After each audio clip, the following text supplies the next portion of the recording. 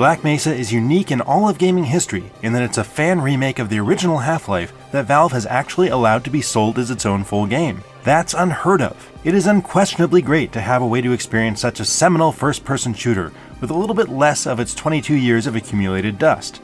That said, the project was in the works for so long, 8 years, that now that it's finally finished, it feels like it's a prime candidate for its own remake to bring it up to 2020 standards.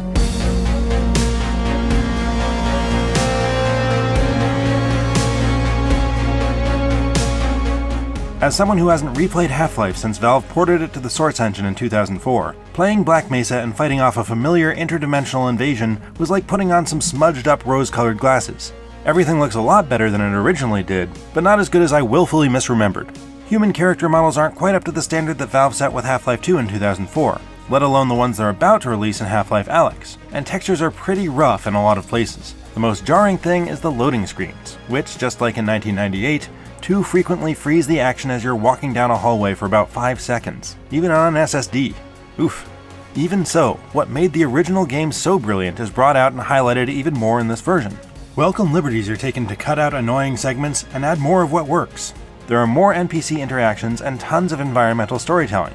Could have been a lot worse. Wait, what? It makes the Black Mesa research facility feel more like a real lived-in or at least worked-in place. It's great to have physics here as well. After Half-Life 2, it's hard to imagine a Half-Life game without them. And the weapons? They're still as good as ever.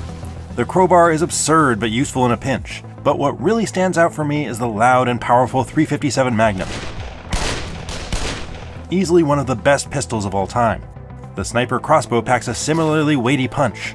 Who doesn't love the guided RPG launcher? And then there's the Ghostbuster-style glue-on gun, which just wrecks everything, along with other solid conventional weapons. Black Mesa isn't really a hard game as far as combat goes. Thanks to his iconic hunting vest orange power suit, our boy Gordon is such an absolute beefcake tank when he's fully charged up that he can go toe-to-toe with just about anything short of an actual tank.